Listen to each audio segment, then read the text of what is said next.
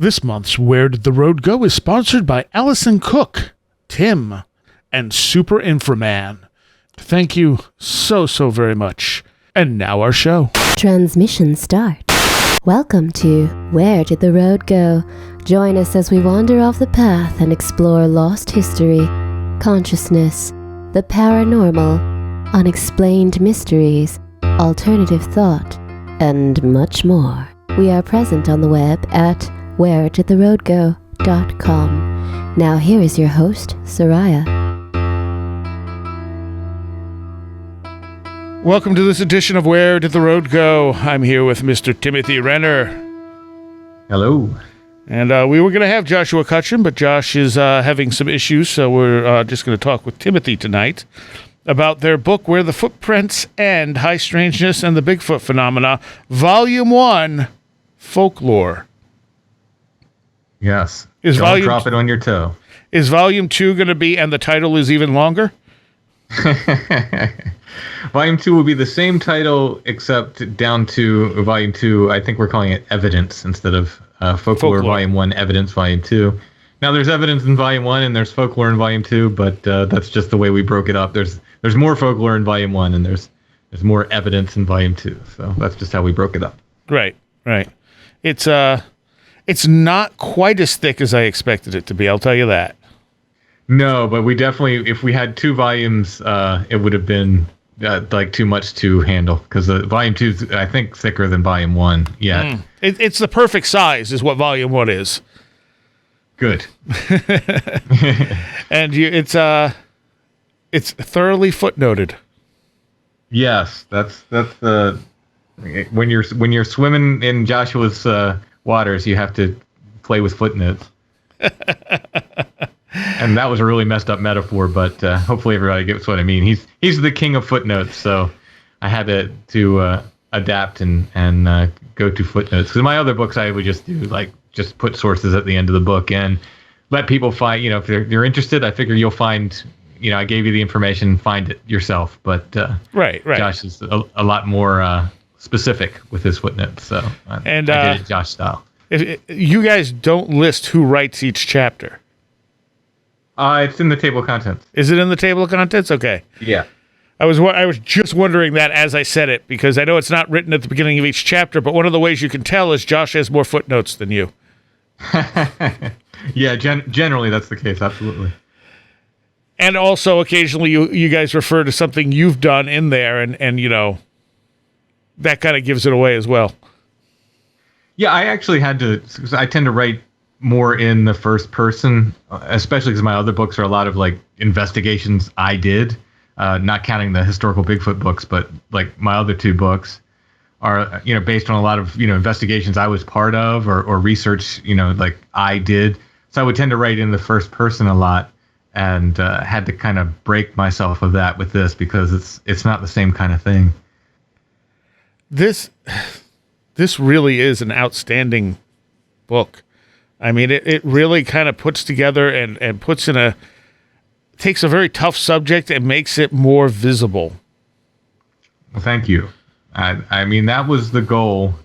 And to Josh's credit, it would have been a different book. So I kind of had the idea, and I knew it was going to be a huge project. And Josh had just finished writing Thieves in the Night, and had doing all the promotional tour and everything he was doing for that book. And I saw this mountain that I had to climb, and I really wanted this book. I've said it several times in other interviews. I think this book should have been written 10 years ago or more. And I knew it had to happen, and I knew it was going to take me a very, very long time to do it by myself. So I asked Josh if he would help me with it, if he'd be interested in doing that. And he said yes. And happily, in a good way, it's a very different book than the book that I would have done by myself, thanks to Josh's influence. And I think it was for the better.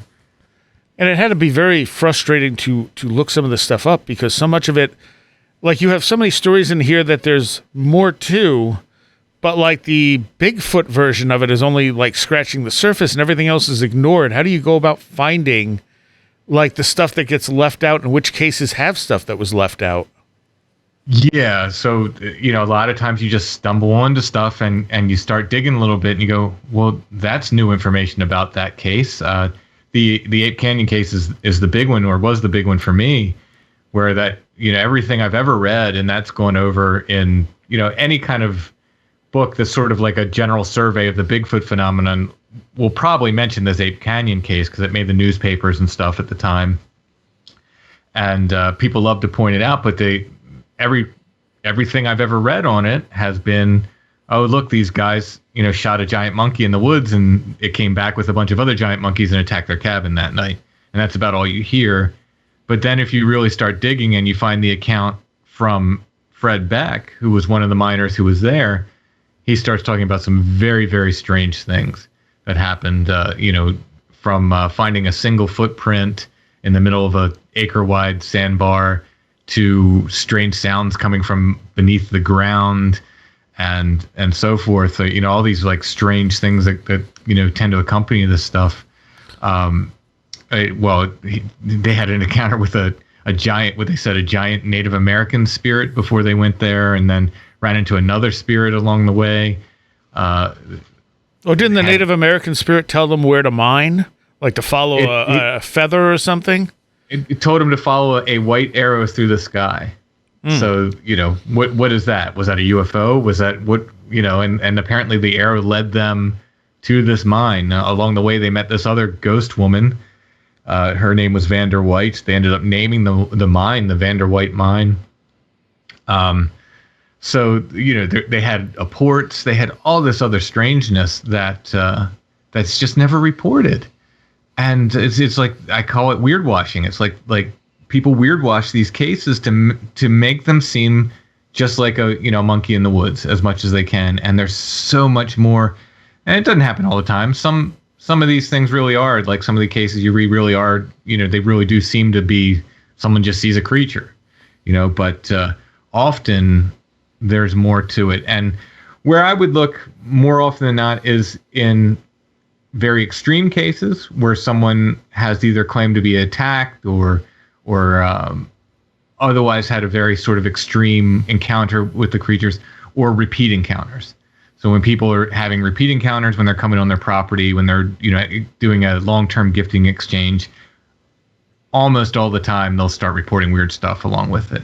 So those are kind of the where I went to find the weirder stuff.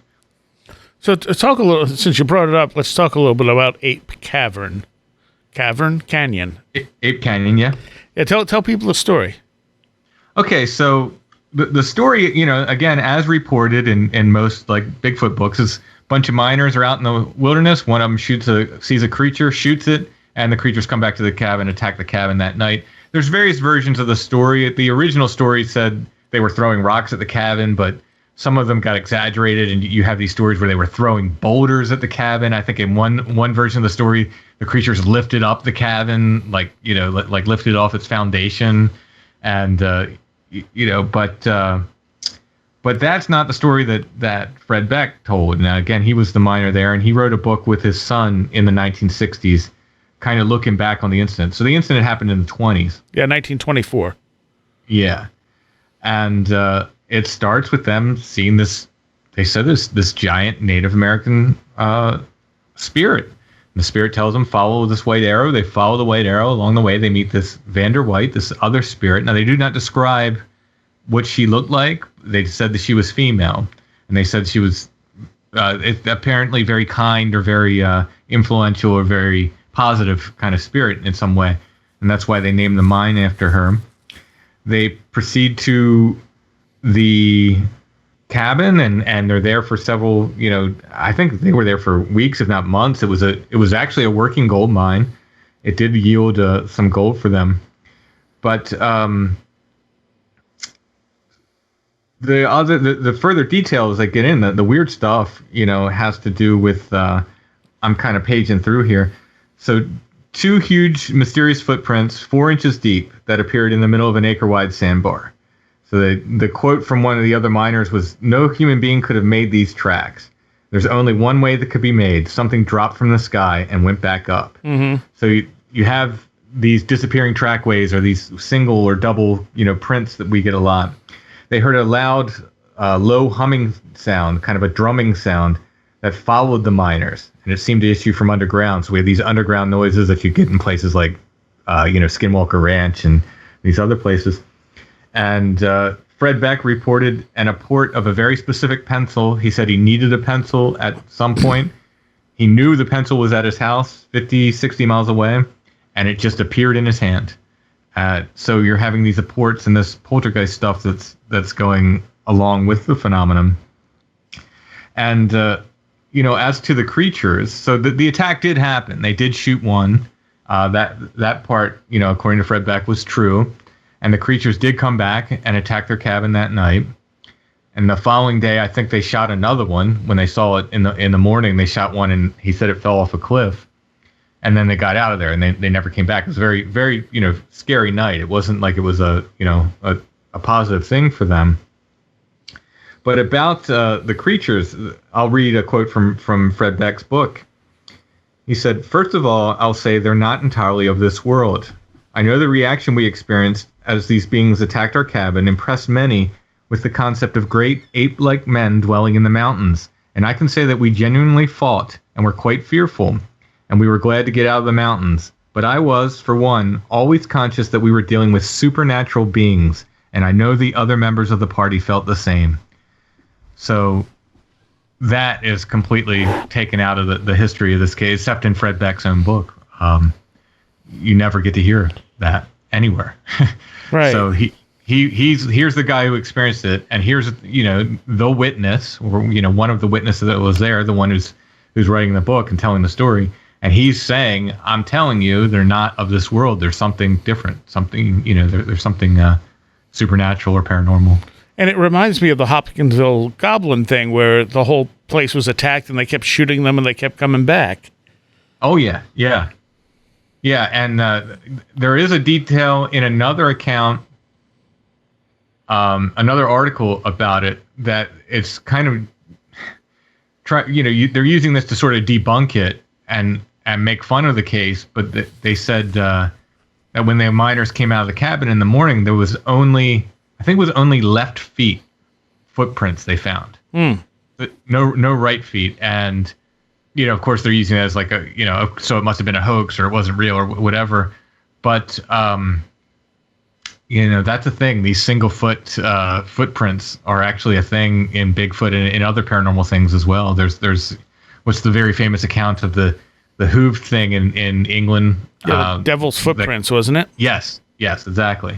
Yeah, and that was just 1 foot, Yeah. So it wasn't it was a single foot. It wasn't 2 feet. Or I think that was hooved or something. But in any case. Yeah, I think it was a hoof print, but still. Yeah, exactly. It was just 1 leg, in other words. So, very, very strange stuff that's associated with this case that is just not talked about by a lot of Bigfoot researchers. Yeah, I wasn't even familiar with the case, but yeah, as I'm reading it, I'm thinking Hopkinsville. I mean, obviously, because there's it's instead of goblins, it's Bigfoot. Yeah. But it's the same basic thing. There's, other details. Like they said, I forget the number of creatures they said thought came back to the cabin, but it was quite a lot, like enough to be terrifying. And at one point, one of them reached through. There was a chink in the cabin wall, big enough for the creature to reach through, and it grabbed an axe. Yeah, started pulling it out, and Fred Beck said he turned it sideways so the axe wouldn't fit through the crack. And one of the other guys, I don't know if he hit the thing's hand or what, but it sounded quite harrowing. I mean, quite a scary event there. And you figure, if this is supernatural, let's say, for lack of a better word, if it's not a flesh and blood attack, the fact that it had this powerful of a physical effect on the environment is astonishing. Yeah. Well, that's one of the things that, Patrick Harper is probably the best at this in demonic reality, getting you to grasp, to hold these kind of 2 ideas in your head at once. The idea that something could be apparitional sometimes and very physical at other times. Yep. And it's very important to be able to hold these 2 ideas at once. And it's a difficult mental exercise, I know, and it's, when I talk about things like, archetypes or things being apparitional, the danger with that is, I think people think I mean it's not real. Right. People think that's not what I'm saying at all. I'm saying it's very real. I've talked to any number of witnesses that have been deeply affected by what they've seen.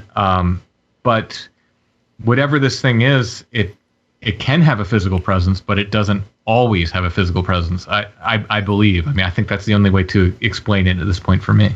Well, I don't think it's the only thing that's like that. I think UFOs are on that same group and possibly other, again, absolutely unexplained stuff. So it's the fact that we don't generally realize just how physical this stuff can be. And just because it's physical doesn't mean that that's all there is to it.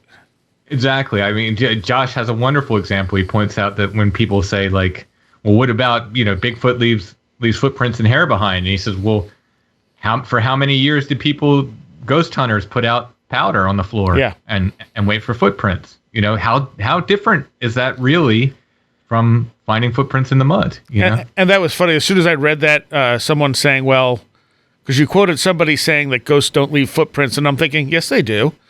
Yeah. Many instances of it. Yes, absolutely.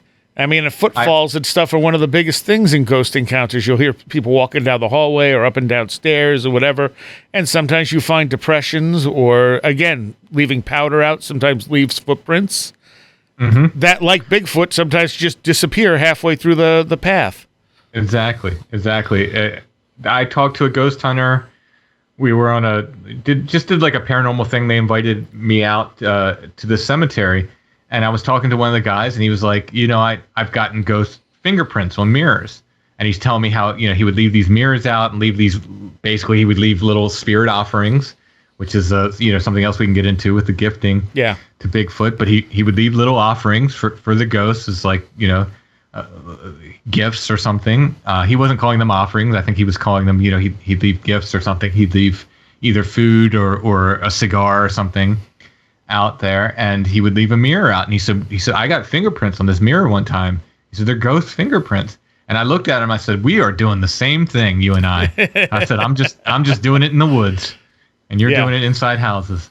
And of course, it was out of left field for him, this very concept. But it's true. It's very true. Yeah, it really is. It's and I think we're seeing not necessarily the same phenomena, but the same mechanisms behind it. Yeah. It may be the same. It's very difficult to talk about because the danger is people think we're saying that Bigfoot and UFOs are the same thing. No, not necessarily. Maybe, but they act the same in many different ways. That's all I can say. Yeah. However they're interacting with us, there's a lot of similarities in the interactions. Exactly. Yeah. And so early on in the book, you deal with the Wilderness Bigfoot, which I'd like to point out is a concept I presented to you and Josh initially. Yeah. Now, I don't know if it was... I know the first time I heard it was when I was on talking about my chessboard and stacking stones and something I thought was a Bigfoot. And I don't know if that's the first time that you ever talked about, but that's the first time I heard it. And that was, with you and Josh. So... You are correct. And you had actually said that's kind of what turned you away from the flesh and blood hypothesis. And I forgot when I started talking to you that you were kind of in that whole flesh and blood sort of mindset. I definitely lean more that way. Now, of late, I want to push back a little bit on that because even in my first Bigfoot book, Bigfoot in Pennsylvania, and I was leaning towards the flesh and blood for sure, but I included a whole appendix in there on weird lights just because I knew weird lights were associated with Bigfoot. Right. So, there were cracks in my flesh and bloodism even back then. But yeah, generally I leaned that way at the time. And I think that's a logical place to start. I think everyone, probably not everyone, but I think a lot of people who are interested in Bigfoot start there. You start with it must be an undiscovered creature. People are seeing it. It's leaving footprints. It must be a thing that's out there. And honestly, that's part of where I lost interest in it. I was interested when I was younger, But thinking of it as an undiscovered ape was less interesting to me than figuring out what was going on with like UFOs. 1000%.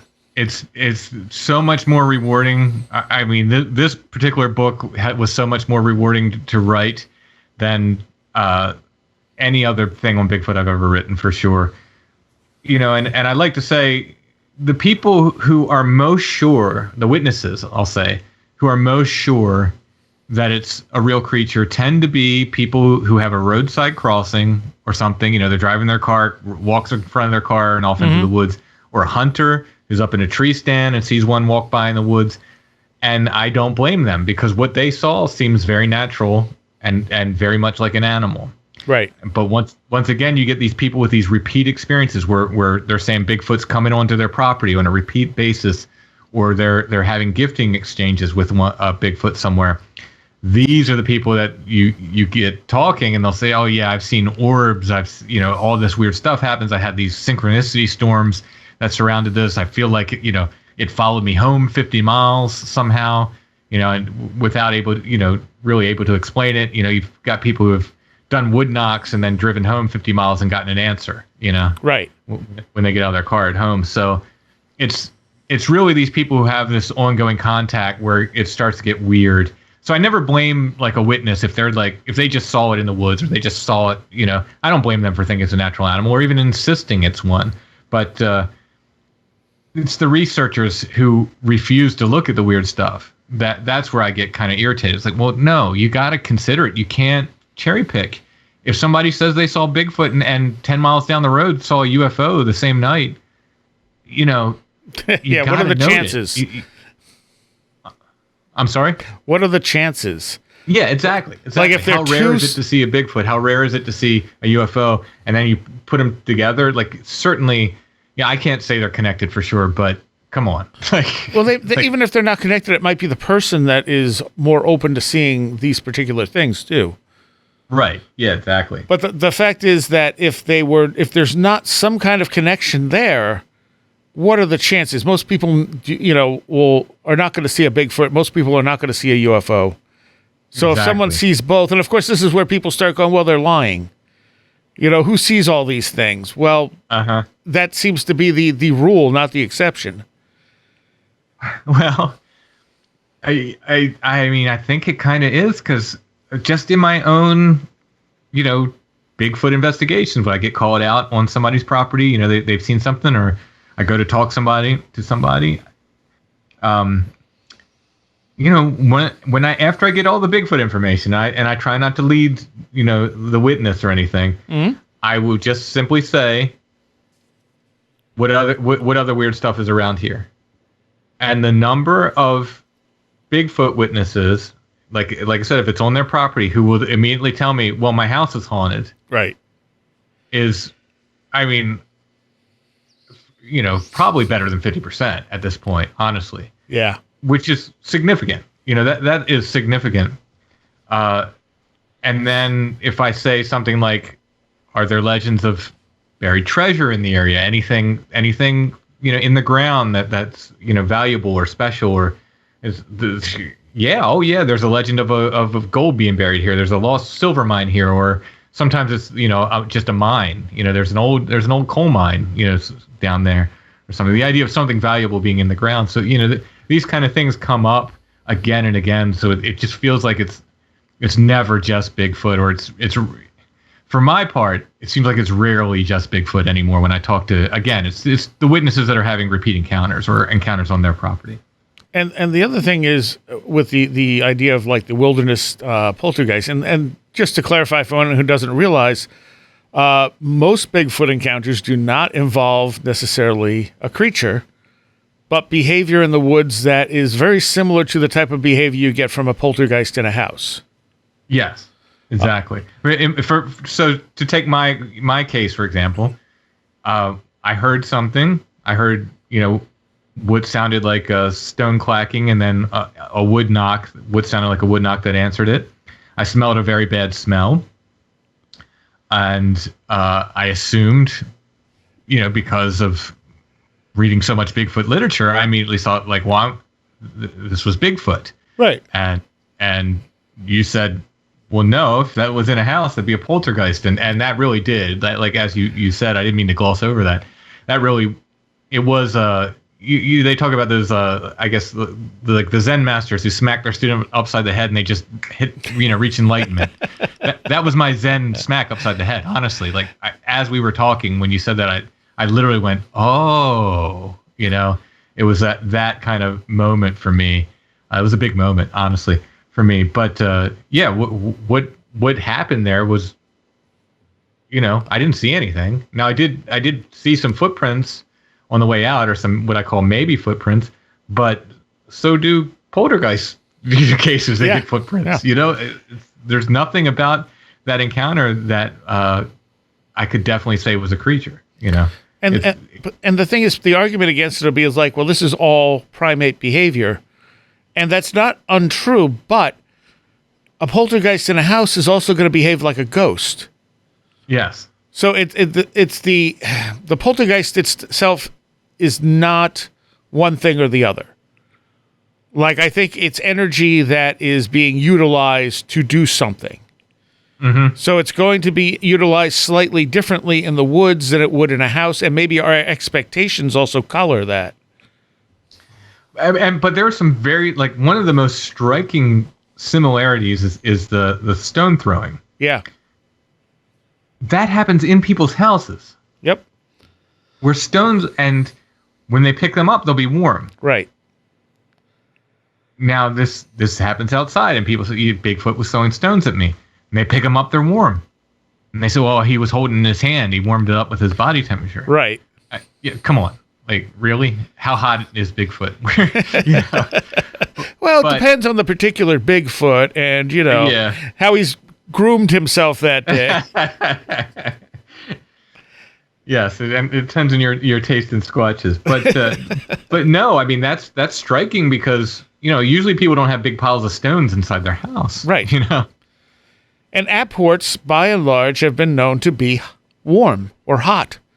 Mm-hmm. It's one of the things that when Keith Linder, who I think they called it the Seattle Demon House, when he had the Bible, that they open the door and outside their bedroom is this Bible that's singed. Right. And when Steve Mira tried to replicate singeing a Bible like that, he couldn't do it. Because anytime he put a lighter anywhere near that Bible, the page would just disintegrate because they're so thin and so flammable. Mm-hmm. So the question became, okay, if he faked this, if he faked this Bible being singed, how did he do it? But if you think apports are warm or even hot when they apport, whatever's happening there is causing heat of some kind, then those very flammable pages singeing doesn't seem so weird anymore. Yeah. Oh, yeah. I mean, and if they're hot, if it's hot enough to make stones really warm. Mm-hmm. Well, the Venn diagram between the Class B, so what they would call that a Class B Bigfoot encounter, where you have all this other stuff that seems Bigfoot-like, but you don't see a creature. So the Venn diagram between the Class B Bigfoot encounter and your poltergeist effects is, I mean, the crossover there is immense. It's almost a 1-to-1 circle. There's very little that doesn't cross over there. What doesn't? I'm trying to think, honestly. I'm allowing some room, in case something doesn't. But yeah, I can't point out anything right now that doesn't. Bad smells, poltergeist. Yeah. Unknown language, poltergeist. Yep. Mimicry. Screams and howls. I'm sure there are poltergeist cases with that. Oh yeah, definitely, and mimicry. Mimicry. There you go. Yeah. Stones being thrown. We said bad smells already. Yeah. I mean, it's like a 1-to-1 correlation. Now, what to do with that information? Right. Exactly. And that's the problem with. Well, it's not necessarily a problem. I think it's a joy, honestly. But I will note that anyone who's picking up this book and expecting at the end there's going to be this nice, neat, chapter where I say, and therefore Bigfoot is interdimensional, and therefore Bigfoot is an alien. Right. You're not going to find that. Josh and I are only just gathering all this weird information and saying, for instance, this is how Bigfoot is like a poltergeist. This is how Bigfoot is like a witch. This is how Bigfoot is like et cetera, as we go through these different folkloric things. This is, why Bigfoot is associated with women in white and et cetera, or, folklorically speaking. Hairy hands, that's another thing with poltergeist. People have in seances manifested several times hairy hands, and even I forget the actual account. If Josh was here, he could tell us. But there was people manifested hairy creatures or hairy things. They couldn't tell if they were. They said they couldn't tell if they were wearing fur or covered in hair. So people have actually manifested this in seances. Yeah. I mean, there's so much crossover with all of this stuff that should have been noticed a long time ago if people weren't trying to segregate it out. Yes. There's been cherry picking of this stuff in a major way. When I started this, I would have told you, I think most cases of Bigfoot, nothing strange happens. Honestly, at this point, we've collected so many cases, and there's so much weirdness involved with this. I think it's in the minority where it acts like just a simple ape, and there's nothing strange to go along with it. There's so much weirdness. At the end of the day, once we drop these 2 volumes, I really don't see how any Bigfoot researcher can say, as I've heard, as I was told, oh yeah, the weird stuff happens, but it barely ever happens around Bigfoot. It's really rare for this stuff to happen. We didn't take every case. We picked a few cases, to illustrate each point. Right. There's so much of it out there. It could have been 10 volumes if we chose every case. Well, maybe that could be an addendum after you're done with the second book. Just a collection of weird cases. Oh my goodness. But I have more Bigfoot in me. I thought I had said before this was going to be my mic drop. It's not. I will be writing more on Bigfoot, but I'm gonna need some time between me and Bigfoot for a little while here. Let's talk about the gifting, because that's really interesting. Yeah, that was one of my favorite chapters to write. So explain to people the connections here and like what gifting is for anyone who doesn't know. Okay, so gifting is generally, they would call it gifting or habituation, and your flesh and blood Bigfoot folks will tell you that it's a great way to have encounters with the creatures, but that you shouldn't do it. And a lot of them will say that they become dependent on. I've actually heard them say they're actually become dependent on the calories of the gifting. So people are leaving stuff out, usually food.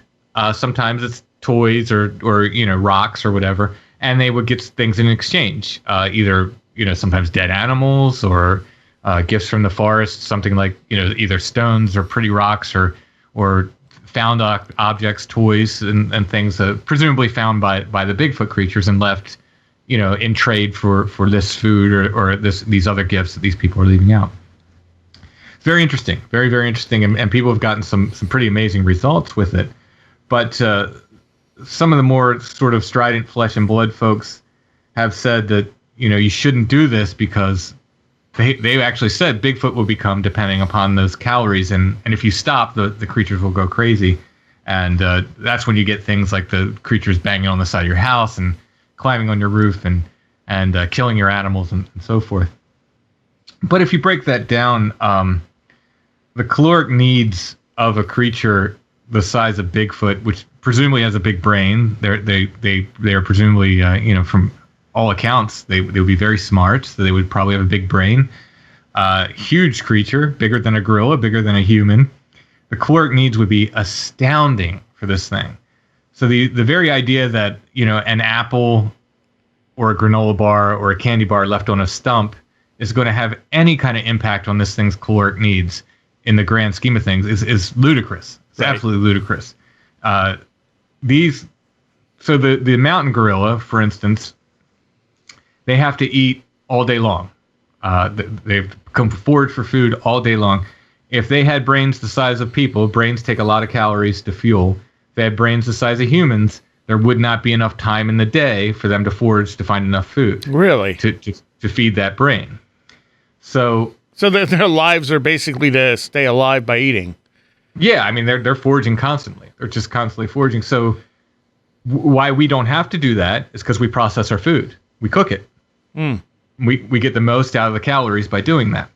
Now there aren't reports of the woods lighting up with fires, although there are some reports of Bigfoot using fire. Don't get me wrong, but certainly most reports don't have us people walking up on Bigfoot roasting a deer or anything like that. So presumably they're not cooking their food; they're eating it raw. So the caloric needs of this creature would be astounding. I mean, incredibly. So unless people are leaving wheelbarrows of food out for these things, an apple on a stump is not going to make a dent in the caloric needs of a Bigfoot. So let's throw that idea out of the way that this is going to impact they're going to be dependent on these calories in some way. Completely unbelievable. So then you have the idea that and even the flesh and blood people will say it comes down to intention, and that's very, very important that they would note that, because it does, I think it does come down to intention, but not in the way they think. Now, they even stated on one of these shows that it doesn't matter if Bigfoot's eating from your trash can, but if you leave stuff out on a stump, that's an offering and that's bad, and it'll know somehow the creature knows what a trash can is. And my point is, how would this creature know that stuff left on a stump isn't where you discard your trash, or that a trash can isn't some kind of fancy offering receptacle? Right. It wouldn't know. The same thing is I've heard several of these flesh and blood folks say you need to plant a Bigfoot garden away from your garden. So you plant this Bigfoot garden closer to the trees, and Bigfoot will eat from that garden, and he won't come in and eat your vegetables out of your garden. Well, no, that's not how animals work. Animals are caloric opportunists. Any other animal is going to look at that and say, now I have two places to get food from. And they will eat from both gardens then. So how does Bigfoot know? And it comes down to intention. So you have built a dedicated space for Bigfoot with a dedicated garden just for Bigfoot. It's the same thing with gifting, I would assert. You have leaving a dedicated item out there for Bigfoot, and this maps onto spirit gifting perfectly. Yeah. And there are instances throughout time of people who start spirit gifting, and they stop, and the spirits go crazy, even to the point of doing things like banging on their walls, killing their animals, and walking on their rooftops, et cetera, et cetera. It was done with fairies, it was done with ghosts, it was et cetera, et cetera. Perchta, who comes into the book later, people would leave offerings to her on the roof. So this is spirit gifting, I believe, what's going on with these people. And because Bigfoot, it's acting the same way as these spirits. I mean, we have these accounts of people, farmers in Scotland or somewhere feeding a brownie, and they stop, and the brownie just kills their cow, because they stop feeding it. They stop leaving offerings. Or they supposed to leave it beer, another one, and the farmer stops for some reason, and it tears his house up, makes a mess of his house. These are the kinds of things that Bigfoot is reported doing when people stop feeding it. And, I believe it's a 1-to-1 matchup again with spirit offerings. And you, in the book, you recount a story from a guy named Mike who was on Crypto PTSD, which is a podcast. Yeah. You want to get into that story a little? Do you remember? Is that the one with the crucifix?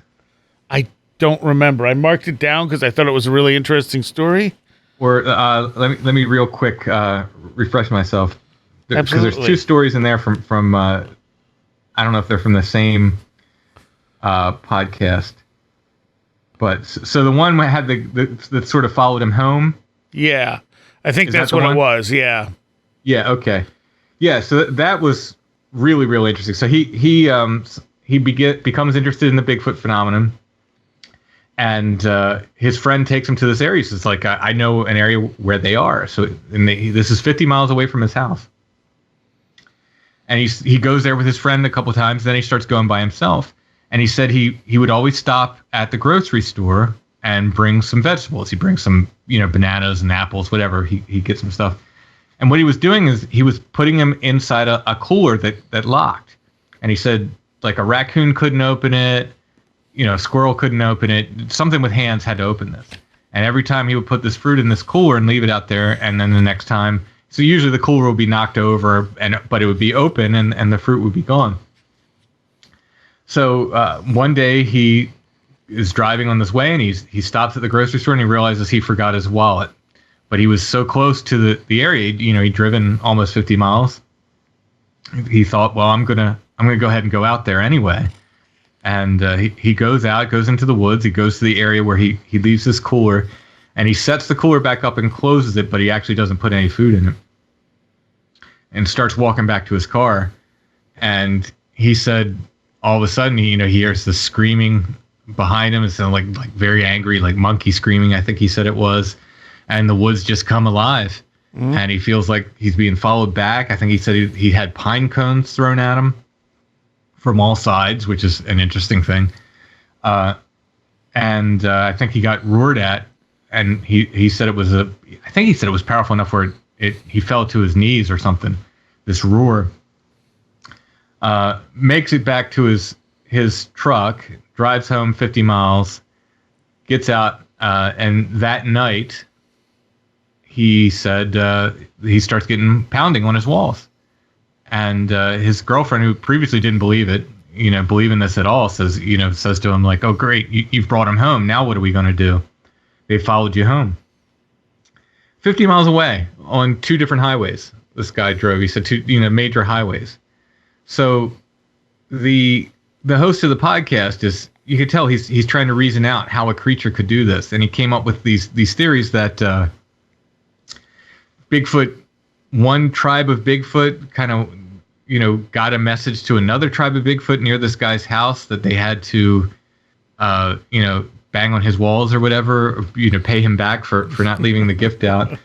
The other one, which I thought was funny, is the Bigfoot urinated on his bumper, and they were able to scent track him all the way to his house 50 miles away. The knocks and so forth continue until finally his girlfriend said, you need to apologize. And he said he went outside, and he, speaking basically to the night air, couldn't see anything. But he said, look, I apologize. I'm sorry I didn't leave you any food. I'll never do that again. I shouldn't have done that. And I'm sorry. And he said a single rock or acorn or something got thrown and hit right beside him on his house. And he said that was the end of them banging on his house and so forth. But he did say he had found footprints and so forth around his house since that time. So here we have this phenomenon in one night following this guy home, over 50 miles. It's how does a natural creature do that? How can you say that's a natural creature? So the big question I have here is, why is gifting a thing? I think because it gets results. No, but I mean, why would this creature, whatever it is, whatever other this is, care? What is it actually responding to? Is it responding to the, like you said, the intention? Or is it responding to the actual, does it just, like a raccoon, like shiny things and food? Even if it doesn't actually eat them. Well, I mean, people have been doing spirit gifting for as long as we've been keeping records. This is something people have done for various reasons. Sometimes you just to appease the nature spirits. Yeah, I'm gonna give you a gift to make sure we're good. Sometimes it's to ask for favors. And what I think is happening, I think people are unintentionally doing spirit gifting, is what they're doing. On the Bigfoot side, I think they're like, oh, this is spirit gifting. These people are leaving us, these offerings, these spirit offerings. On the human side, often I think they're thinking like, oh, we're playing a game, or we're feeding Bigfoot. Right? Yeah, I get that part. For what reason? I think on the spirit side, I don't think it necessarily matters. I think it. And again, this is just my intuition. I don't know this for a fact or anything, but I think if Bigfoot aren't, genus loci, like spirits of place or, forest spirits or something, they certainly fulfill that role. And I think on their side, it wouldn't matter. It wouldn't matter whether you set up an altar rather, and said, great Bigfoot spirit, here is my offering to you for peace in the forest, or if you went out and left a candy bar on a stump, I think on their side of things, it's probably the same thing. Yeah, but again, that's just my sort of intuition and guessing. Yeah, obviously it works. So there's something to it. You get results from it. People get results from it. It's just it really kind of boggles my mind as to why. And it does go right back to fairy lore and ancient traditions. Yeah. I think Ren would probably have a lot to say about spirit gifting and interacting with entities and so forth. True. And you point out in here the connections of all things to Santa Claus. Yeah. Oh yeah. Yeah. Santa Claus was a wild man. All of these folkloric things, or not all of them, but many of these folkloric things we're talking about are wild men, and we've always had wild men. We just called them by different names. And I think the look changes over time, and I think that's a cultural thing probably. But the way they act doesn't change all that much. And Santa Claus is a very kind wild man. He's been tamed over the years. He's not that wild, but he has his origins in these other wild men, including Odin. And I spent a lot of time with the Belsnickel because it's the most Bigfoot-like aspect of Santa Claus, I think. Very, very Bigfoot-like entity, very scary, hairy thing that comes from the hills and knocks on people's doors and windows and scares people and so forth. But Santa Claus, he lands on your roof. You hear him walking on your roof. You leave out gifts for him. You leave out gifts for Santa Claus, cookies and milk. There's your spirit gifting with Santa Claus. And he gives you gifts in exchange, and he hangs out with a bunch of elves. So, Santa Claus, very, very, very much a wild man. I had never thought about that before until I read it in this book, and I'm just like, God damn. Oh yeah, yeah. He's like I said, he's the Coca-Cola ads and have tamed him. I don't think Coca-Cola would be selling many Cokes if they had Belsnickel, this big hairy scary Belsnickel on their ads. So they tamed Santa a good bit, but he's right in that tradition. Let's also talk about the connection between things like cemeteries and this stuff. Obviously, lots of people think cemeteries are haunted. Mm-hmm. But you present here that Bigfoot also tends to haunt cemeteries. Yeah, it's one of the places that the rural cemeteries, especially, there are a lot of sightings in rural cemeteries of Bigfoot. Flesh and blood folks say they're just curious, for some reason, But again, there's that. What's the quote from Anne Strieber? This all has something to do with death, right? With the dead, across the board. Aliens, ghosts, Bigfoot. She's not wrong. No, she's definitely not wrong. And that, my thought on cemeteries, especially to say rural cemeteries, is that there's probably two things going on with cemeteries. Number one, you have a lot of emotional energy in a cemetery because obviously when someone dies, there's a lot of emotions, both positive and negative. Yep. So those areas, especially certain areas, may hold that energy better than others. But also, I think a lot of old cemeteries are put on sacred spots to begin with. So they're put on spots where things have already been, weird things have already happened. That's why they're sacred. And that's where you put the cemetery or the graveyard. Mm-hmm. And so I think the older you get, the more likely you are to see that connection as well. So you have like a double whammy of things going on in certain graveyards. And I've been in some graveyards that were extremely haunted and others that are not at all. Yeah. Oh, yeah. Yeah. And why, I can't say. It's not always the age of the graveyard either. No. But yeah, I agree 100%. I think you're right on with that.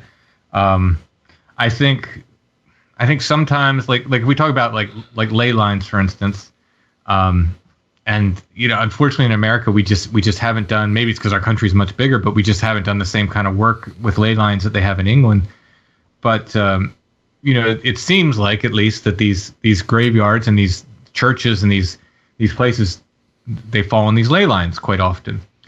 And I don't know if it's because people were attracted to these sites because there was some sort of inherent power, or if the sites developed power because people put the cemetery there. It might be a chicken and egg kind of thing with that. But this is getting off Bigfoot and into sort of ley line stuff. But I wonder if ley lines don't grow from these places and then connect to other places in a sense, as opposed to people somehow knowing where the ley lines were and planting the holy places on them. Well, even if they're not ley lines, like I said, just areas that have, a lot of unusual activity is where you're going to make your sacred spots. Often, sure. Yeah. And so when you go back, nowadays in a city especially, you put the cemetery where you have room.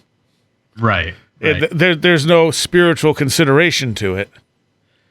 But with a rural graveyard or something, and maybe just being rural is part of it too, why these things would appear. Mm-hmm. Yeah. Although there's a shocking number of cases where, Bigfoot appears in a little park in the middle of a town, that does happen. But certainly they appear more in more rural, more out of the way places for sure. And you could get into, again, conjuring spirits and so forth. They'll tell you to go to out of the way places where you're not likely to run into people. Yeah. And I wonder too that if some of the stuff is co-created, that other people being around might kind of mess with whatever's going on, because we have a shared reality. But when we're out there on our own, especially in a very, nature-oriented area, is it possible that we're able to manipulate that reality a little different, or something else is able to interact with us in a way that it wouldn't be able to if we were like with 10 people? Absolutely could be possible, and possibly more likely to happen at that way. And is there an element of the trickster to that too? Is it more likely to appear to one person because, they're less likely to be believed? Yeah. Do you see any cases of Bigfoot encounters where it sort of signals sort of a spiritual awakening in people? Yeah. Oh, yeah. Yeah. It doesn't tend to be like as extreme as say the UFO, contactee experience or the near-death experience. Yeah. But it does happen. Certainly, people's lives are changed. Not always for the best. Sometimes it's a very harrowing, very frightening experience. But one way or another, they're coming out of it different. And often it'll take the form of people feeling like more connected to nature. It seems like they will. Despite being even people are scared by this. I've met a witness recently who didn't spend any time in the woods and saw one. It was a roadside thing, and now he's just like, I want to get out there. I want to get in the woods. So sometimes it takes the form of that. And again, he was very frightened by the creature. He was terrified by it. He said it grunted at him and sort of made a move towards him, and he had urinated in his pants. It scared him that much. Yeah. But it changed his world, and he's itching to get out there in the woods now. So, so it does certainly change people. Again, I think it's probably in a less dramatic way than the contactee experience, or like you said, the near-death experience. But yeah, it happens for sure. So you make a connection in this book to Bigfoot and witches being sort of interchangeable in a lot of stories. Yeah. This was not something I expected, honestly. Yeah, and Josh can speak, way more to this because that's one of his chapters. But it's absolutely the case. They're just connected in any number of ways. There's lots of stories of witches taking the forms of hairy things, or witches just generally being hairy. Often they'll talk about bird feed, or if you think of like Baba Yaga, her hut had bird legs that it walked on. There's a big problem in the Bigfoot world with three-toed footprints, and that doesn't work with a primate. Doesn't work at all. But if you think of a bird's foot, it certainly would look like it had 3 toes. Or actually 4, one's pointing backwards, but it has the appearance of 3 toes. So there seems to be a real hearty connection there. There's a lot of stories of witches' familiars taking the form of monkeys with birds' feet and so forth. So it's a very hearty connection. Modern stories of Bigfoot witnesses reporting, I think, the Minerva monster, the wonderful witness in Seth Breedlove's Minerva monster movie, who's describing the creature he saw, and he just describes it as a big hairy witch.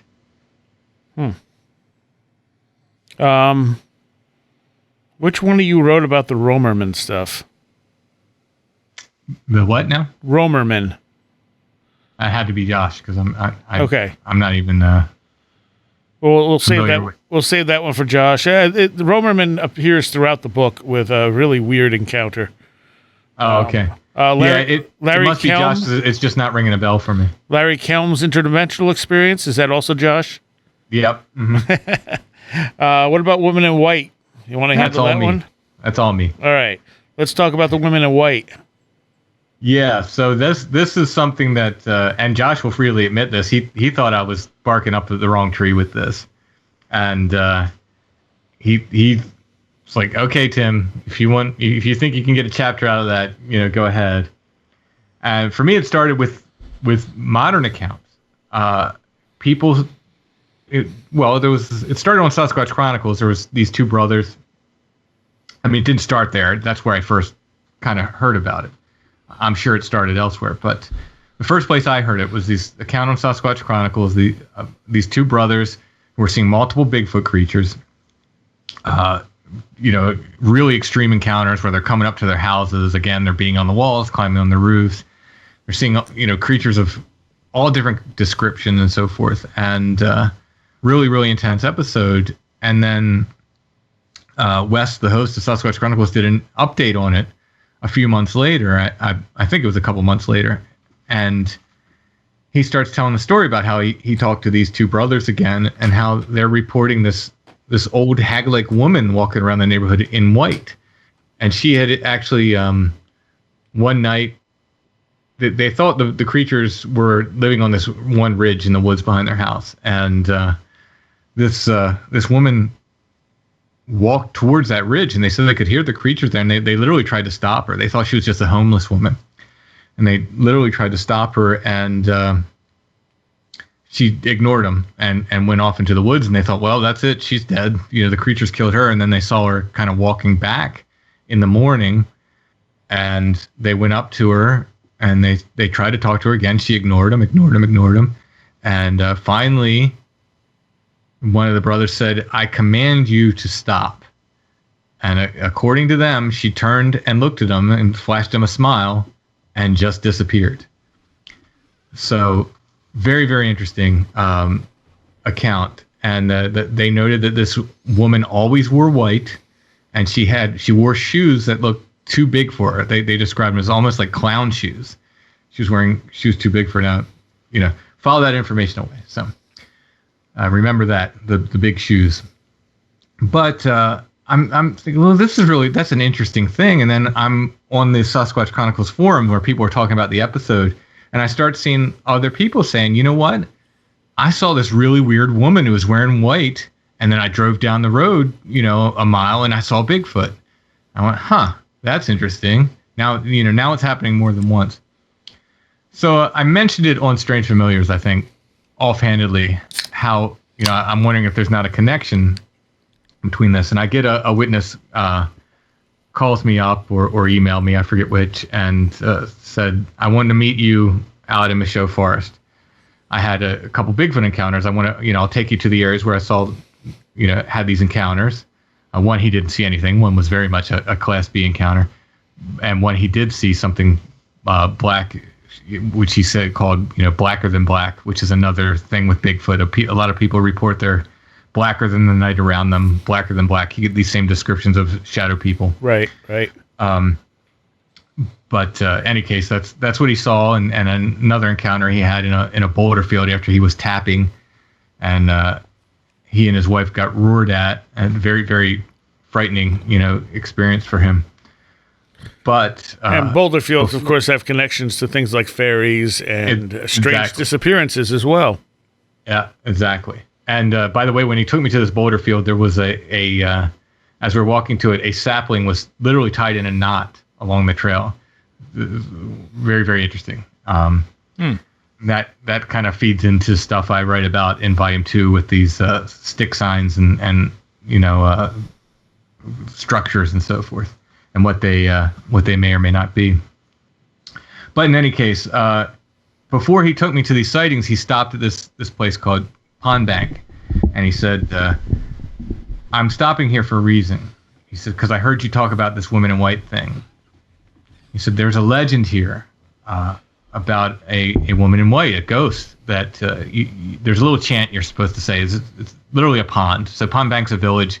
It's named after this pond. There's a little pond there." And he said, "You go up to this pond and you do this chant. You just say, 'White lady, I have your baby,' and she comes out," because the legend was that she had drowned her baby and then herself. So this ghost lurks around this pond, and she's a woman in white. She wears white. This was less than a mile from his 2 sightings. Very, very close. And so then I went, okay, now this is, coming more and more. Next thing, I got a guy who called me out locally, had a Bigfoot encounter on his property. After which he said, I'm getting ready to leave. And he says, "Oh, my house is haunted too." Of course, I mean, I was not surprised at this point. And he started showing me a bunch of photos. He took a number of orbs inside and outside of his house, and one full body apparition of a woman in a mirror, and she was wearing white. And I said, "How would you describe that spirit to him?" And he said he wouldn't say woman in white because he was a ghost hunter, and it's such a trope in their world that he didn't want to admit that he saw, he had a woman in white spirit. Right. He's like, "It's a woman." I said, "Yeah, well, what about her?" He's like, "She's wearing a dress." And I said, "What color is it?" He said, "White." And he's like, "You don't make me say it." He's like doing one of those numbers. But, so here that was. I went on another Bigfoot investigation. When I was done, I asked him, like, "What else weird do you have around here?" And the woman said, "My husband saw a ghost walk up the driveway. There's this woman in a white dress."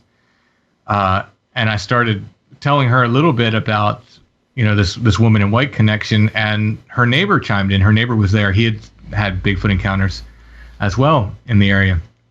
And he said he was hunting in this area where he'd seen Bigfoot before, and this woman in white, he just walks out of the trees right around dusk, and does what he thought was like a little ritual on the ground, and leaves, walks away, and left something on the ground. And he climbed down out of his tree stand to try to see what she left on the ground. She came back out, gathered up whatever it was. He said he was standing very, very close to her. Appeared to be a natural, human woman to him, but she was wearing all white. And he said she didn't even acknowledge him. He said she had to have seen me. She had to have known I was there. He said she didn't even acknowledge his presence, and then, walked off into the trees, and he never saw her again. So now I'm collecting like these stories of modern accounts. So I feel like there's something there. And I'm going back through the records. I'm looking, through Bigfoot accounts. I'm not really finding much. And then I started to look into just women in white in general, in folklore and ghost accounts and so forth. Of course, in folklore, they're usually called lady in white. But I say women because of the Perchta, who I say is no lady. When I found out about Perchta. So I'm looking into, so the royal houses of Austria, they would have these repeat encounters with these white ladies. And usually they were a omen of death. So, somebody in the royal family would see this white lady in the castle, and they knew somebody in the family was going to die. Well, one of them was named Bertha, and they said Bertha was the medieval form of Perchta.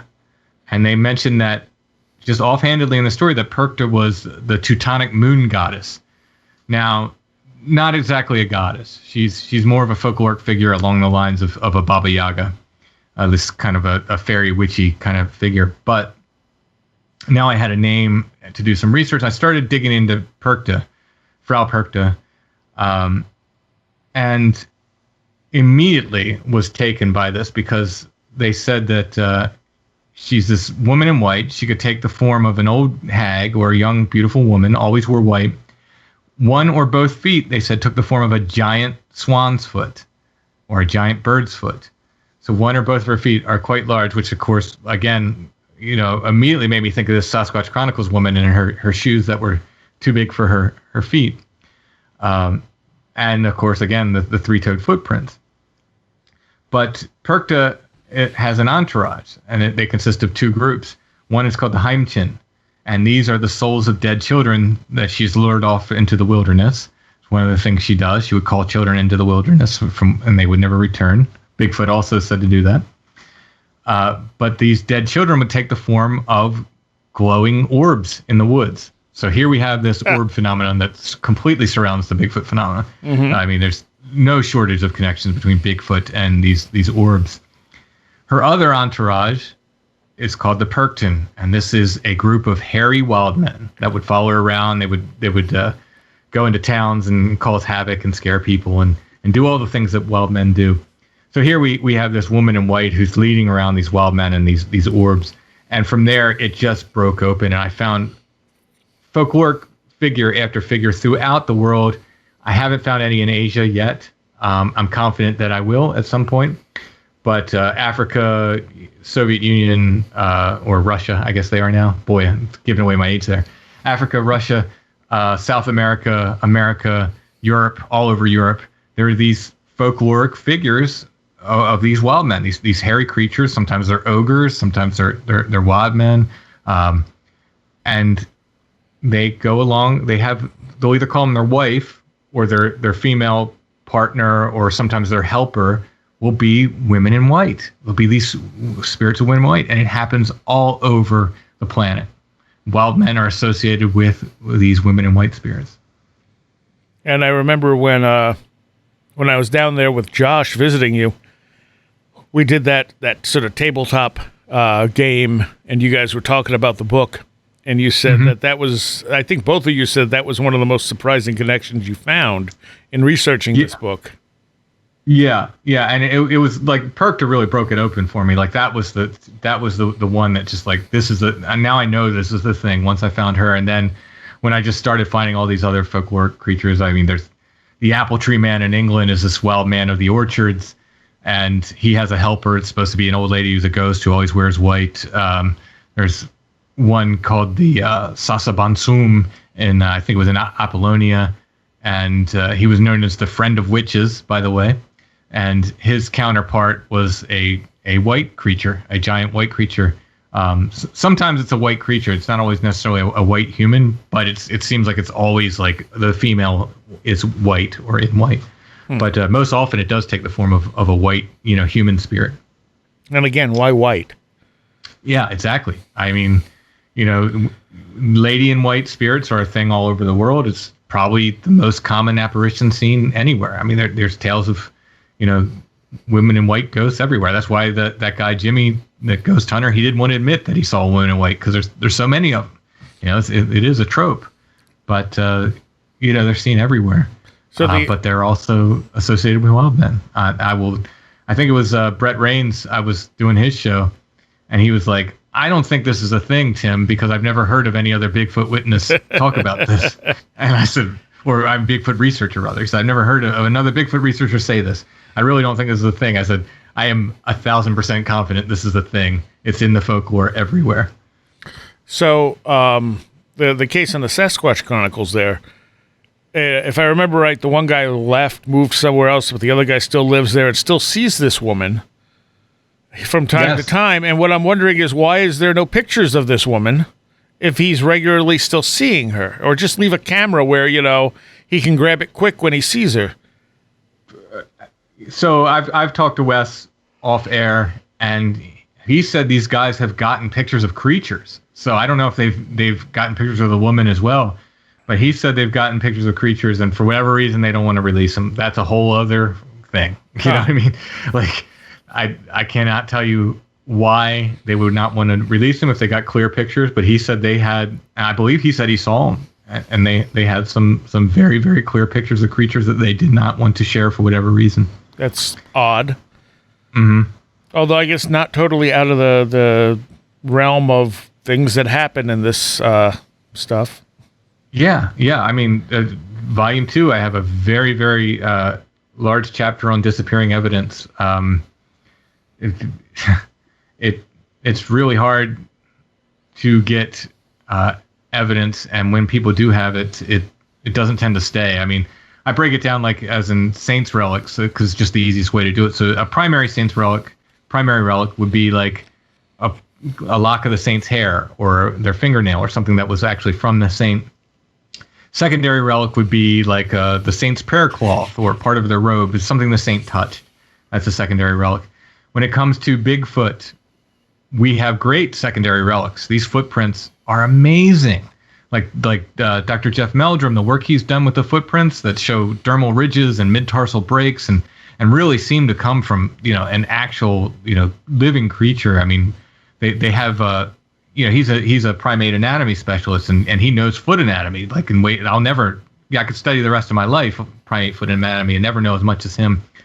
So when he talks about it, he really talks about it as an expert.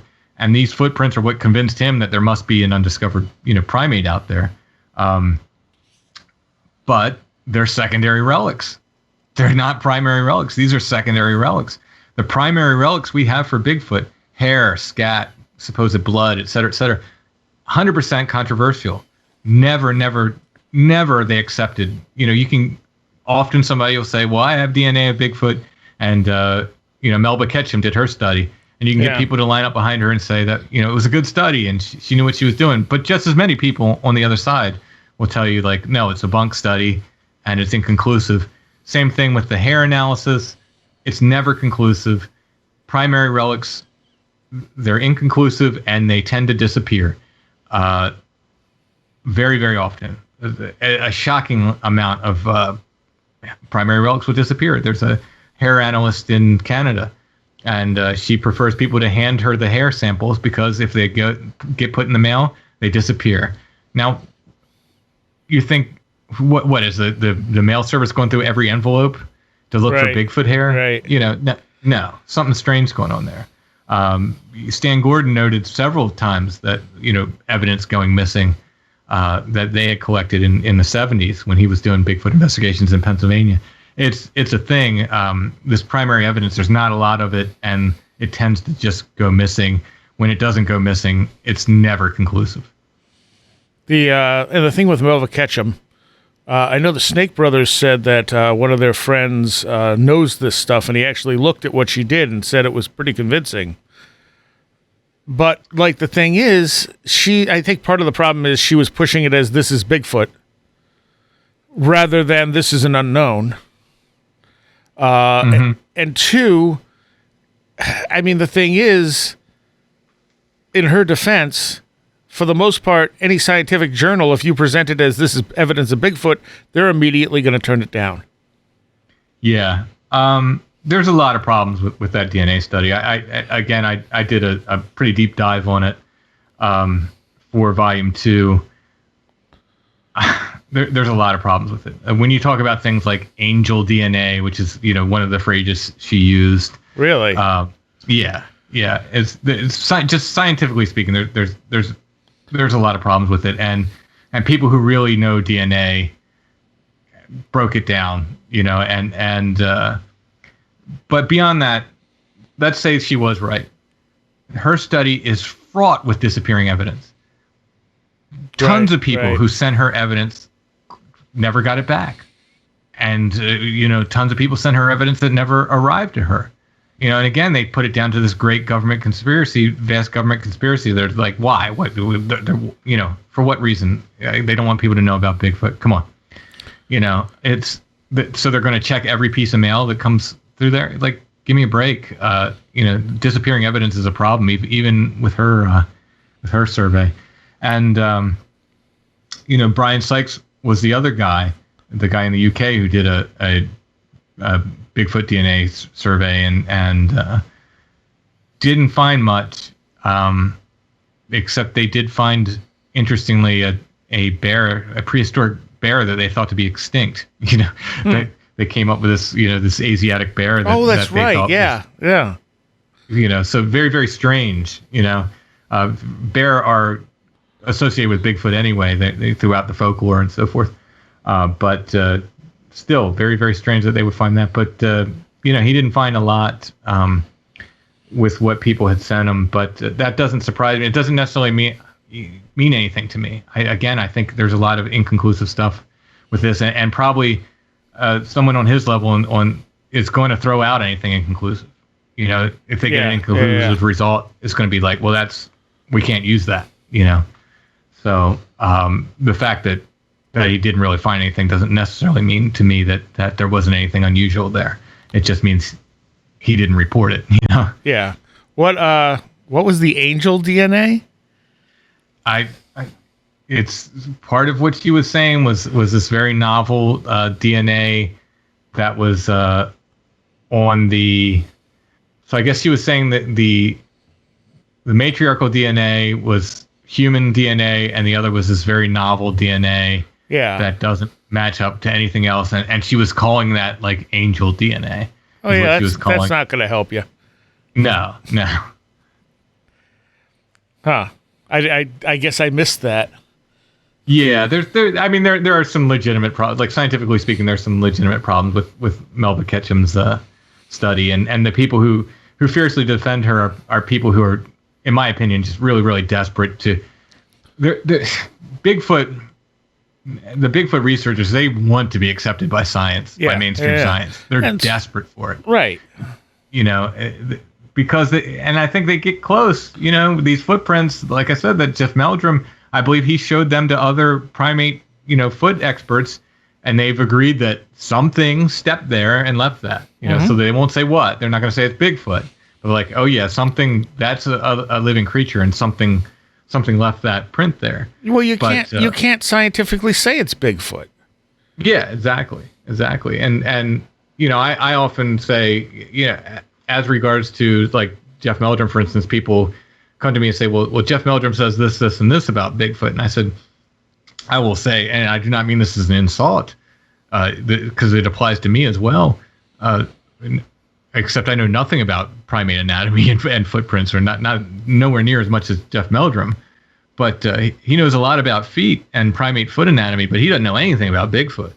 Because none of us do. Right. Yeah, totally. Yeah. We have data. We don't know what it really means. Bigfoot is just one of the disguises, one of the masks we've put on it to understand it. Right. And I think this book illustrates that better than any book that's ever been written on the subject. Yeah, thank you for saying that. The only thing I could say is that I wish this book had been written, and not necessarily even by me, 10 years ago. Though. Right. I wish it should have been, UFOs had, Valet, right? Mm-hmm. And Keel. And Bigfoot has suffered from this idea that we're going to prove that there's a giant monkey out there. And, at the beginning of this project, I thought maybe there's both. We've talked about that before. Maybe there is a real creature and then something that uses that form, something paranormal or other that kind of uses that form as well.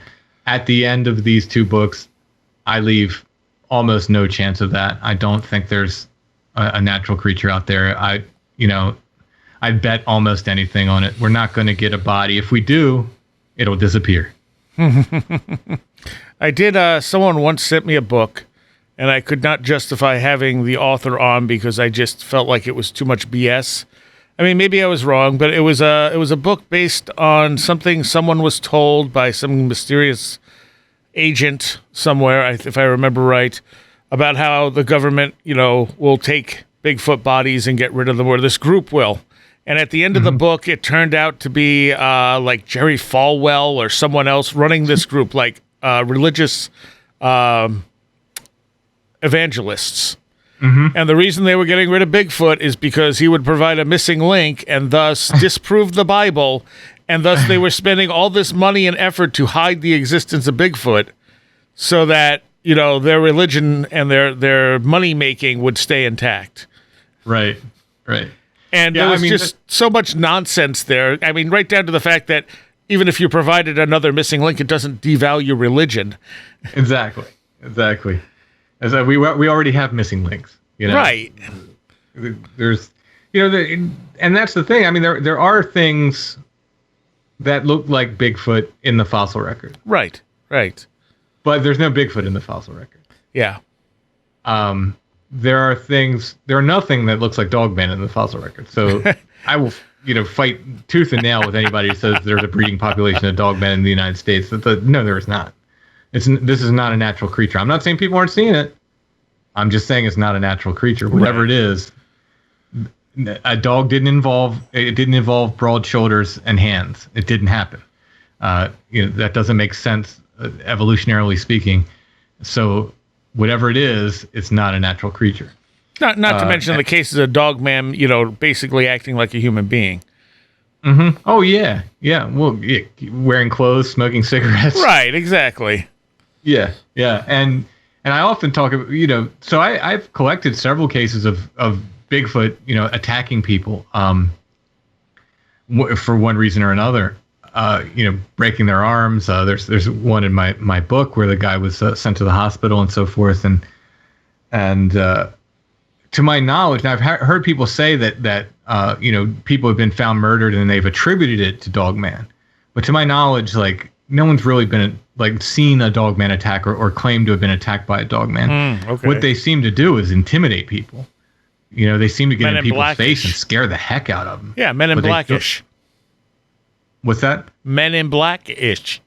Yeah, exactly. There seems to be they're somehow feeding off the fear or getting off on scaring people, whatever it is. It's about fear, and I mean, by all accounts, they're terrifying. So it's working, but there's no accounts of them like from my knowledge, like people actually seeing them attack someone or people actually having been attacked by them. Again, not the case with Bigfoot, but they're certainly rare. Right. Yeah. The attacks. You also mentioned Keel and Valet in the UFO context, or you mentioned Valet, I mentioned Keel. But that stuff happened in the late 60s. And yet there is still a predominant number of researchers out there who are looking at an extraterrestrial component and ignoring the stuff Valet and Keel brought to the table. So True. Bringing it out there doesn't necessarily change minds, because there are some people who are always going to focus on a certain thing they want it to be. Mm-hmm. So if someone really wants this to be an undiscovered ape, that's what they're going to focus on. They're just going to ignore the rest. Well, yeah, I mean that's where cognitive dissonance comes in, right? Right. It's and that there may be a lot of that. It may be less like intentional weird washing and just a lot of cognitive dissonance that goes into this, where people are like, no, I'm sure it's a monkey, so it has to turn around and walk backwards in its own footsteps. That must explain it. That's how it happens. And the thing is, we're all guilty of that at one time or another. It's just a matter of trying to recognize it when you're doing it. Mm-hmm. Sure. You got to stop and reassess your view of things every once in a while and go, wait a minute, these two things don't add up. Right. All right, so the book is Where the Footprints End, High Strangeness and the Bigfoot Phenomenon, Volume 1, Folklore, and we'll probably do another part to this with Josh when he's feeling a little better.